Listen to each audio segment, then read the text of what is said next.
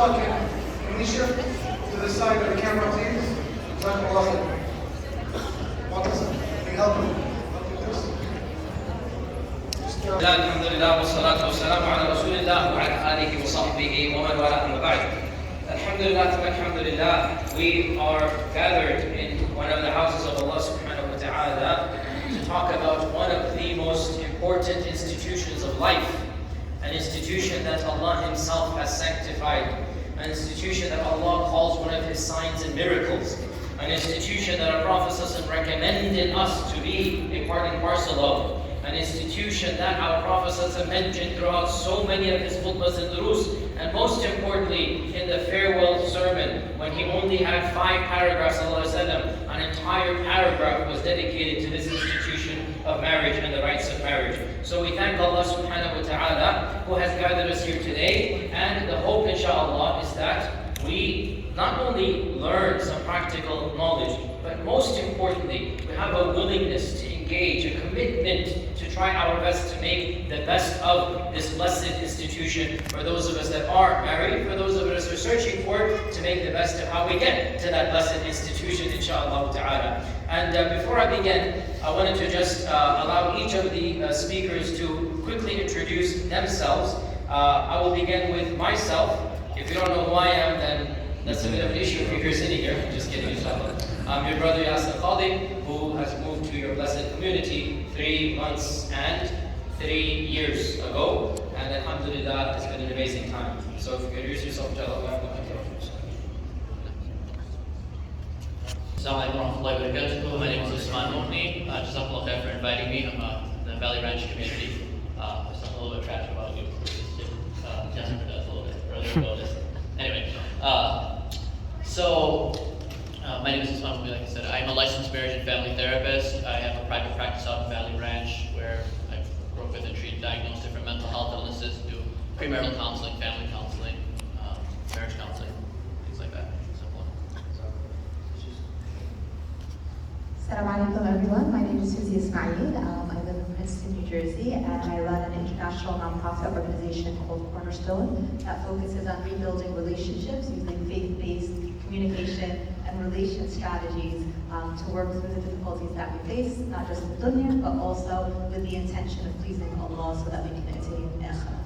I'm also the author of a couple of books on the topic of marriage, divorce, and our new editions have just been released 10 years after the last one had been written. So feel free, at the end we've got some cards about our organization Cornerstone. We do provide interventions that are slightly different than traditional Western therapeutic interventions. It's a form of therapy that really is rooted in the Quran and the Sunnah with a focus on communication strategies. Assalamu alaikum. My name is Hala Danani. I'm a faith-based counselor serving the Muslim community since 1998. And alhamdulillah, right now I have a Mindful Heart Academy. It's a mentorship program for sisters. We've had over 3,000 sisters go through the program, mashallah, building self-esteem, emotional intelligence, helping them to be the best version of themselves so they can be the best wives, best mothers, and best servants of Allah. Alhamdulillah, have several marriage programs, 5 pillars of marriage. It's a way of saving your marriage, and also a premarital program, which is laughed and learned with the comedian Baba Ali. And Epic is home, so it's beautiful to be here, mashallah, and thank you for having us. Okay, for all of you to participate as well. So our format is going to be as follows. I'm going to give each of the speakers, including myself, around 5 minutes of generic advice that they have found helpful. All of these are marriage counselors. I'm the odd one out over here. But because of who I am, you have to engage in marriage counseling, even if you haven't been trained in it. So 5 minutes of the khulasa, the zubda, the creme de la creme, like their, inshallah, collective 60 years of expertise. Summarize for you, inshallah, in 5 minutes, what do they advise married couples. And then what we're going to do, we're going to open up the floor for Q&A. There's a QR code, is it there already, Mustafa? Yep. Yeah, the QR code is there. So scan the QR code with your phones, and then send in your questions to Mustafa. And inshallah, then we're just going to take the questions that, inshallah, are the most pertinent and relevant, and whoever wishes to take them will be able to do so. So I'll begin, inshallah, with Brother Usman. Bismillah. Bismillah ar-Rahman ar-Rahim. Assalamu alaikum three very simple points, but I feel they go a very long way, right? And the first thing I'm going to start off with is, outside of the research, outside of what the Quran and Sunnah says, outside of the advice that we get from our scholars, the things that we found out through research, we learn a lot about marriage by speaking to people who lost loved ones, right? So we don't really think about this that much, but I learned a lot about marriage, its benefits, what's really important, what really matters, by speaking to widows, right? So the one thing that stands out over and over again whenever I counsel someone who's lost a loved one is that they remember the small points. They don't remember the grandiose vacations, they don't remember the huge house, they don't remember this, they don't remember that, and they certainly don't sit there thinking about, 10 years ago she said this to my mother-in-law, or she said this to my mother, they don't think about that, right? They say in Urdu, kisi ki aadat ho jati, you just, it's a habit. They remember the small things, sitting and drinking chai together, right? Waking up next to the person, going to sleep next to the person. And when widows are kind of learning to adjust to life, those are the things that they miss the most, those are the things that they have the most difficulty with. Just having someone next to you, that friendship, that companionship, the small things, right? So the first thing that I would advise, learning from people who've lost their loved ones, is build routine around the small but consistent things. Whether it's a walk in the morning, whether it's not going to sleep before, saying something nice to each other, making dua for each other, praying at least one prayer together. Right? These are the things at the end of the day that build up and help sustain a marriage. The second thing, again, very small point, very simple point, right? We're not asking for grandiose gestures of love. Look for bids for emotional connection. Right? What do I mean by that? So I'll give you a very, very quick example, right? You're driving down the road with your spouse and they see a tree. They say, oh wow, look at that tree. It's a pretty cool tree, right? Some people will just ignore it, okay? And chances are very little that your wife or your husband will say, hey, excuse me, I said look at that tree. Let's turn back around and stare at that tree. They're gonna think, okay, the person doesn't care, who cares about my opinion, it's just a dumb tree, whatever, right? But that small interaction, that little question that goes unnoticed, look at that tree. I want you to know about my opinion. I want you to know about my opinion. I want you to know what's important to me. And so if the spouse responds and says, you know what, wow, that is a pretty cool tree. I like how the branches shoot out like this. Maybe one day we'll sell our house and build a tree house next to Epic, right? So look for those bids for emotional connection. Talk to your spouse, right? This is something that I get a lot from the sisters, is that our husbands, they don't share, they don't talk. And husbands are assuming, what do I have to share? It's even these small things that build that connection, right? And then the third and final point is a little appreciation goes a long way. Little appreciation goes a long way, right? He does not thank Allah who does not thank the people, right? It's the hadith of our Prophet ﷺ. Sometimes we take certain things for granted. Yes, it's my spouse's responsibility, it's my husband's responsibility to provide for the family. Doesn't mean we don't want to be thanked about it, right? Doesn't mean you shouldn't say, Jazakumullah khair, I see you going in and out every day, working, providing a halal income for our family, right? Well, it's my spouse's obligation to take care of the kids, or to do this, or to, have some type of balance, or to speak to my mother with respect. Or so. I have to be both, inshallah. Okay. Now I'm introduce myself. Yasir Khadi, can you go? Okay, Yasir Khadi, I'm going. Okay, bismillah. I'm not supposed to be a joke, guys. Okay, my 5 points of advice for those who get humor. First point.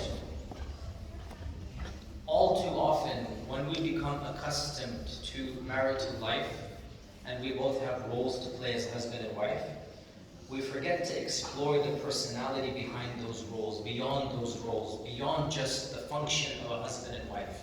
So point number 1, no matter how many years you've been married, bring up a topic of discussion that has absolutely nothing to do with your roles as husband and wife, so that you get to know ideas and personalities about the other person. Talk about something that is of no relevance inside your household. Something that is going on in the world, some phenomenon, some fad, some issue. so that you get to know the person behind the role, so that she or he becomes more than just that person who's doing the routine. Rather, you get to know a personality behind the person. And those that have been married, 10, 20, 30 years, not that I'm one of them, unfortunately, sometimes in the monotony of the routine, you really forget that, you know what, people are thinking beyond those routines and functions. Things are happening, right? So, point number one, get to know one another beyond the functionality of the actual purpose of your marriage. And that means you bring up a topic of conversation, or you bring up an issue that is beyond your personal relationship. Talk about something overcoming the global. Talk about global warming, if maybe they believe in it or not. Talk about something that will bring about the personality. You get to explore the ideas and the way of thought processes of the person you're living with. Point number two. When something begins to irritate and you're seeing that it's really bothering you, learn to turn towards the person rather than against the person. Something that's bothering you is not going to go away simply by time if it's persistent in your relationship. You're going to have to figure out how to minimize by turning towards the person, making this a topic of discussion in a gentle manner. In other lectures I've given EPIC, I've spoken a little bit about the language to use when we bring up a sensitive issue. Don't bring in accusations. Don't use the you term, use the I term. We talked a little bit about that, but the point is that misunderstandings are not going to magically disappear.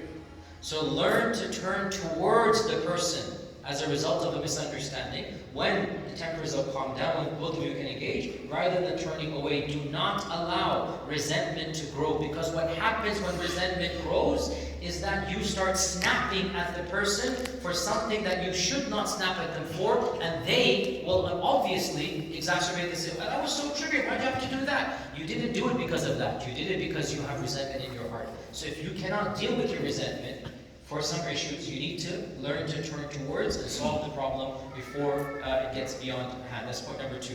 Point number three, I have 5 points. Point number three, our Prophet ﷺ said that let no spouse have in their hearts complete hatred of the other spouse. Because even if you don't like one characteristic, for sure you will like another. This beautiful psychology, which is so often ignored. Point number three, before you jump to the list of negatives and criticisms, which all of us have, make sure you already have a list in your head of the positives that you've overlooked. Because for sure you've overlooked them. Without a doubt, you have ignored positives and you've taken them for granted.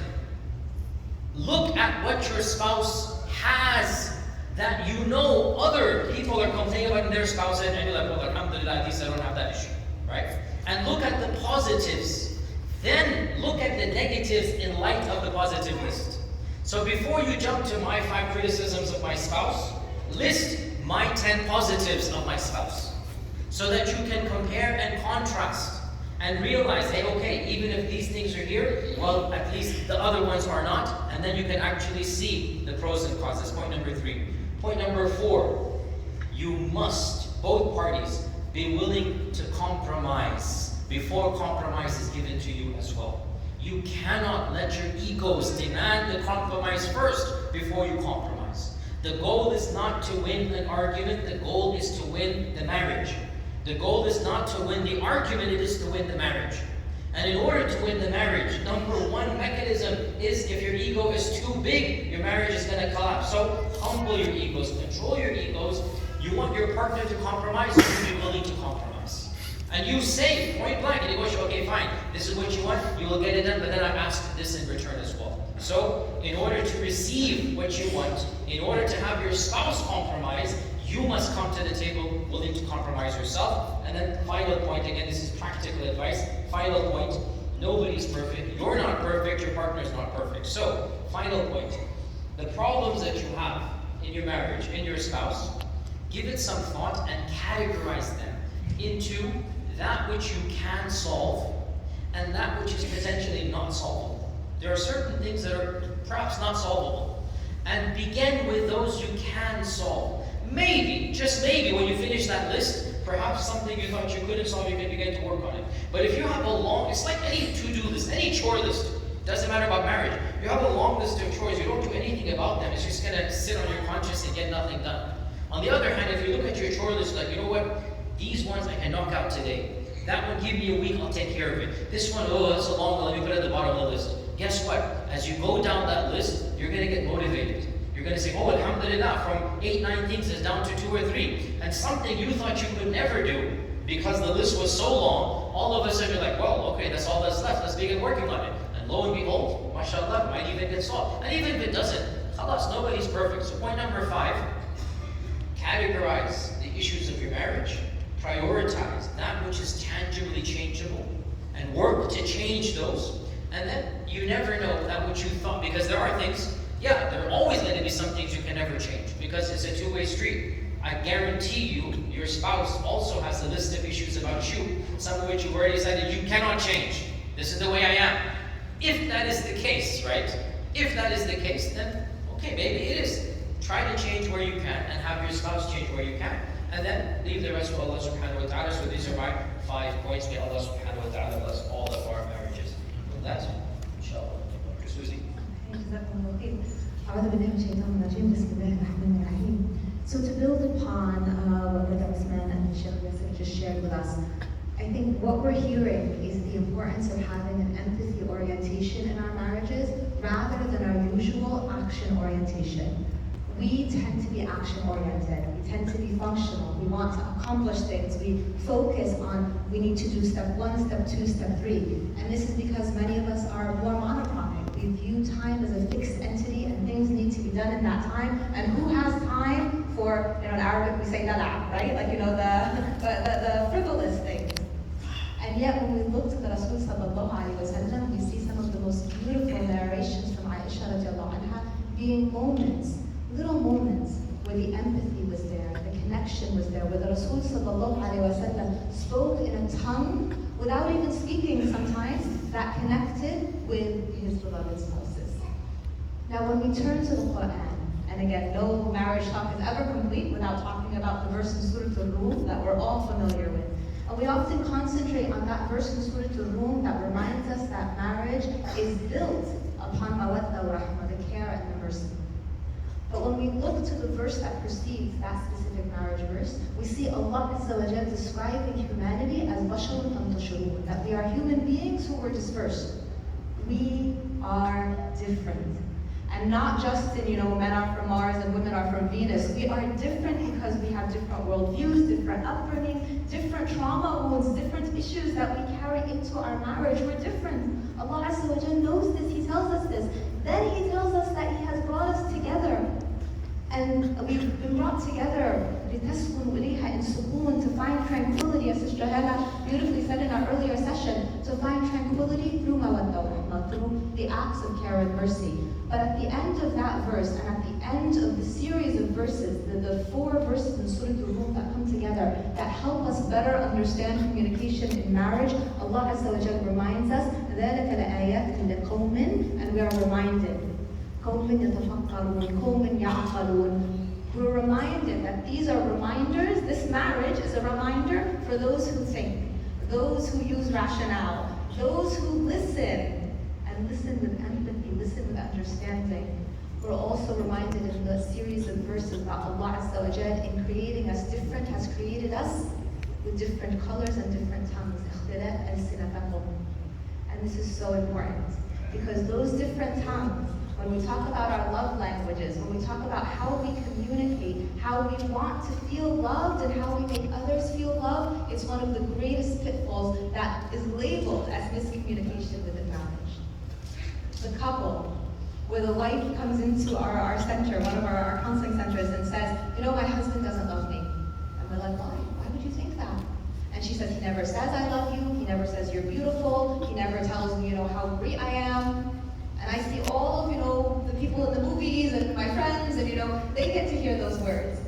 And then the husband is like, what are you talking about, woman? I vacuumed the whole house for you yesterday. How is that not love? Right? And in that situation, the tongue that the female is speaking is the language of affirmation. And the male is speaking the language of service. And we see it over and over again. The husband may speak the language of gifting. I just bought you, the new refrigerator in the kitchen, How come you're not using it to make me good meals, right? So he's speaking the language of gifting, and the wife maybe is speaking the language of time. Well, it's not like you're ever home anyway. How am I going to spend time with you? Why should I even bother making you a meal? So again, the difference in tongues. And Allah Azza wa Jal told us this in the Quran many, many decades, many eons before Gary Chapman wrote his book, The 5 Languages of Love. But again, we take the secular and we understand it through the lens of the Quran and the Sunnah.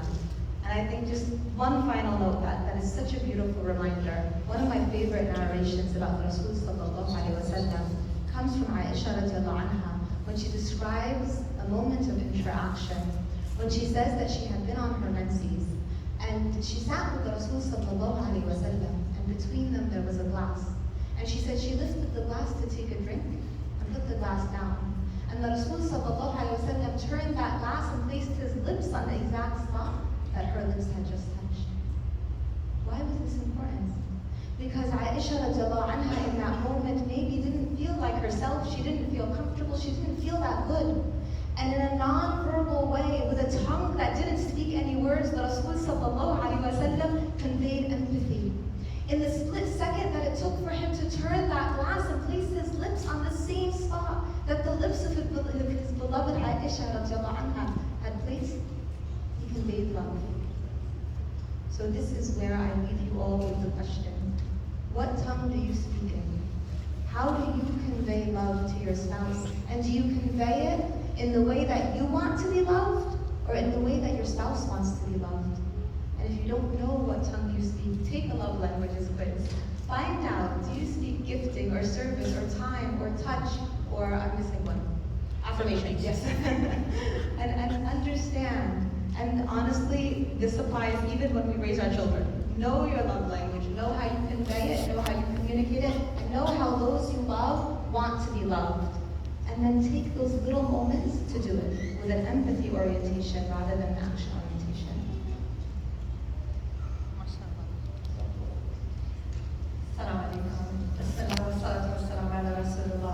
Now, I remember a few years ago, a brother came in, and this happens all the time. He says, sister, I don't need session.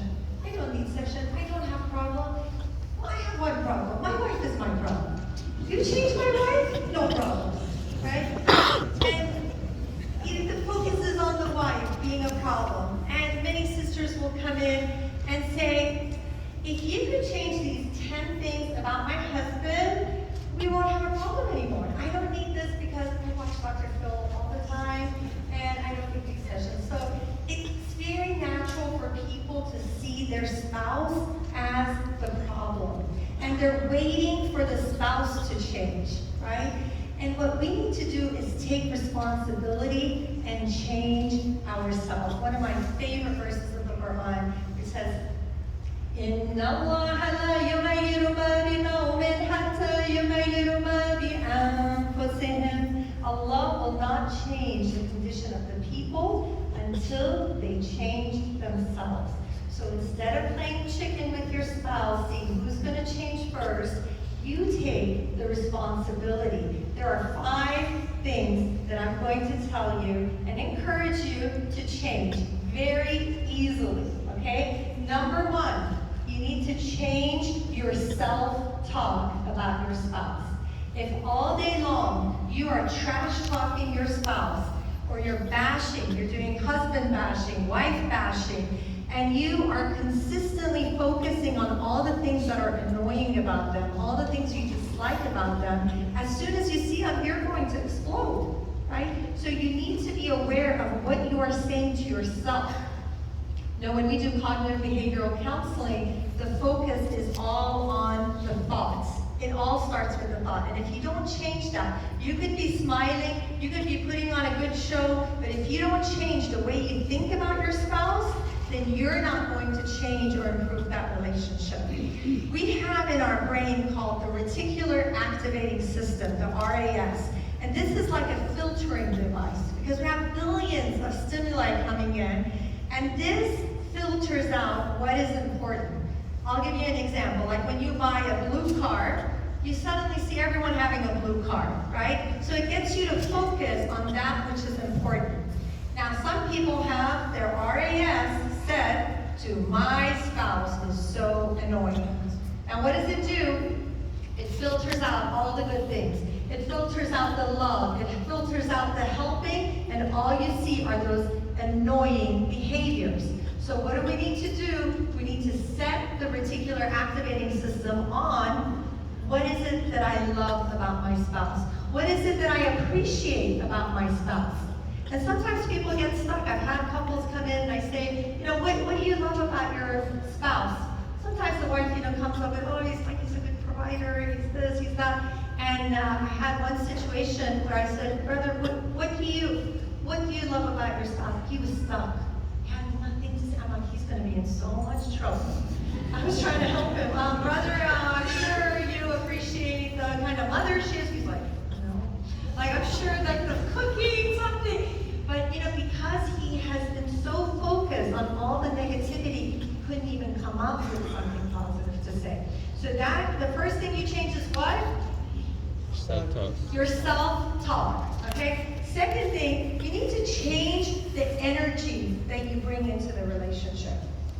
If you're always mad, if you're always sad and complaining and you're negative, your spouse is not going to want to spend time with you, right? So you need to realize that your happiness is your responsibility, okay? Sisters, we're notorious about wanting someone to come in. We want that prince to come in, sweep us off our feet, make us happy. Take the responsibility. Don't hand your happiness to anyone. No one should have that. You take ownership of that. And you get yourself to a good place. And you make sure that you do whatever it takes to get yourself, whatever it is that you need to show up to the marriage with happiness, with calm, with a sense of positivity. Is it that you need more sleep? Is it that you need to eat? Do you need some exercise? Maybe you need some me time? Whatever it is, you need to get yourself to that place before you meet with your spouse. There are times after a 10 hours of session, I stand there in the garage and I have to shift gears. I don't want to bring all of the headaches and the sadness or anything to my family. I switch gears and I have to be in mommy mode and wife mode, right? So sometimes you have to just consciously make that decision. The third thing I want you to change is change the way you make your spouse feel. Change the way you make your spouse feel. How are you making them feel? You spend time with the people that make you feel good. Why are some men workaholics? Why are some men spending all their time at the masjid? I mean, it's a blessing and it's great. It's because that is where they are made to feel important, they are respected, and they are valued. Why are some of the sisters spending all of their time volunteering? Why are they going and spending time with their girlfriends, possibly? Because they make them feel good. So if you start appreciating your spouse, if you start giving the compliments, if you start recognizing and showing affection, guess what? They will want to spend more time with you. So the next thing I ask you to change is change your approach. This harsh approach, the criticizing approach, the nagging approach, none of that works. Okay, it doesn't work. So you cannot keep doing the same thing and expecting a different result. That's the definition of insanity. So try a different approach. Be more playful. Use a little humor. Not everything has to be so serious. Okay? We need to lighten up and make sure that when you're being playful, when you're joking with your spouse, you're not making fun of your spouse, right? Because sometimes some brothers are so driven by what is happening right here and right now. I want you to elevate yourself and think with this mindset, that you live and love with a higher purpose. You live and love with a higher purpose because there will be times that your spouse will be getting on your nerves. There will be times when your spouse will make you furious. It's toxic. Make make sure you get professional help. And being patient does not mean staying in an abusive marriage, okay? But try your best to see your spouse as a way of earning Jannah, inshallah. May Allah help all of us to be our best so that we can bring out the best in our spouse, and may we be able to really cultivate a home that is peaceful and loving, because that is the home where righteous children will be raised, and they will be emotionally healthy, mental health. Jazakallah khairan. On logistics, technically Isha is starting earlier today by 8:30, but we already announced that because of our seminar, we'll be delaying it a little bit, so maybe 5-10 minutes delay, inshallah. So we're praying Isha maximum 8:45 inshallah today. So with that, Mustafa, can you ask us our questions? And whoever wants to take, volunteer to answer the question, inshallah, I'll be more than happy. If somebody wants to add something after the first one, no problem, inshallah. Oh, do you keep it? So we have so far 29 questions.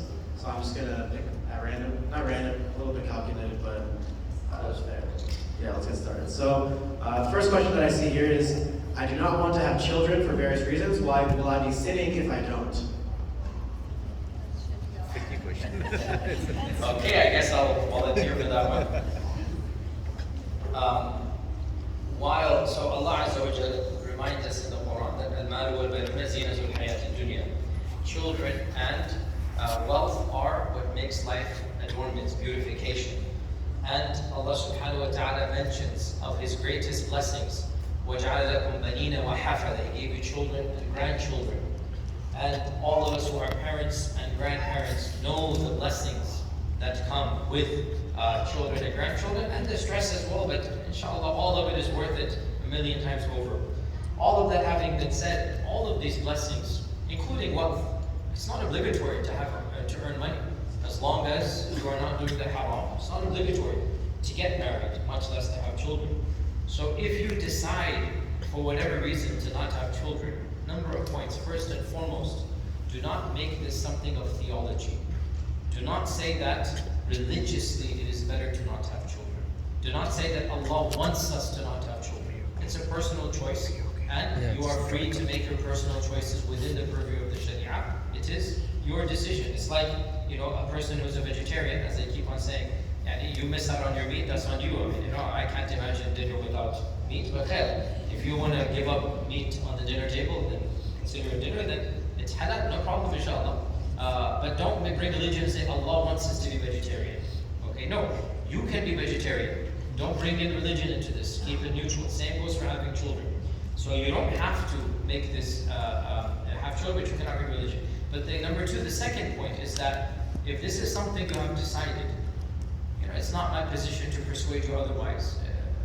Do talk to family and friends, do talk to other people. And if you have made this decision, then you need to make sure that your spouse, your potential spouse, is aware and willing to cater to this. Because it is not fair on you. In fact, it is a type of deceit on you to get married and you have made this decision, and you will then enforce it on your marriage partner whom you have not told about this decision. No, not at all. This is something that is a type of khiyana, a type of ghish, a type of treachery, betrayal of the marriage contract in many ways. And in fact, in a Shari'i court of law, even in a modern court of law actually, I think, I'm pretty sure, if you were to go to the judge, the Shari'i court would say that you made a mistake, and because of this mistake, you will have to pay the penalty. The mahar is going to go back, all of this, so you're going to have to pay the penalty for concealing something that you should have told. Now, if you're dead serious about this, you need to make sure that your spouse, you marry somebody who has made the same decision,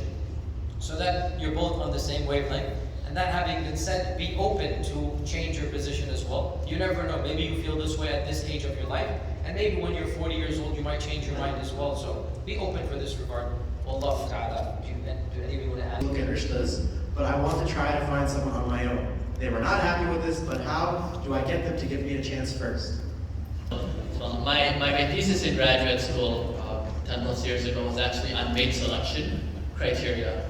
It was comparing two different generations, right? How the younger generation is different from the older generation, how they look for a spouse, what they look for, and so on. So the dominant model, I think still to this day, of how practicing Muslims get married is something known as a joint venture arranged marriage. And the literature calls it a joint venture arranged marriage. And what that basically means is that you go to your loved ones, you go to your friends, and you say, listen, this is what I'm looking for. This is my criteria, this is what I want, right? You can go look for yourself, you can go ask your parents, and now if your parents bring you someone who's not of your criteria, you can say no, right? Allah Azza wa Jalla picks your family for you, right? But you choose your spouse and your, of course that's called red's agreed, but you have a choice in your spouse and you have a choice in your friend, so I say be picky. Have a solid criteria, be honest with yourself, kind of like what we spoke about in the previous session. But you can tell your friends, you can tell your family, you can tell your parents, look, this is what I'm looking for, and you can look yourself. I think that's a fair compromise. Wow. And forbearance in the process. Especially when it has been initiated, we don't want to be overzealous. The conversation has begun. That's what it seems to me. And they don't want to move too fast. Okay, so what's the proper pace of moving? So Speed limit. I feel like it's a question of tawakkul versus tawakkul, right? So the idea of tawakkul, which we're commanded to have, is reliance upon Allah while also tying our camel, taking action, doing our part. Tawakkul is just sitting back and being like, okay, Allah Azza wa Jalla is going to send me my mate, and you just sit on the couch and eat Doritos all day long. Okay, so that we want to act upon tawakkul, not tawakkul.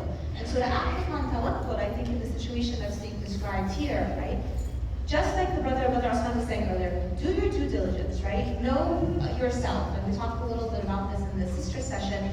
Know yourself rather than focusing so much on knowing someone else. Because the more you know yourself, the more you're going to know your boundaries, your lines, your limitations, and what you're seeking in someone else. And you're going to be able to recognize that when that approaches you. In terms of length of time, I think there's so many different scenarios and iterations of it. It's a very personal journey.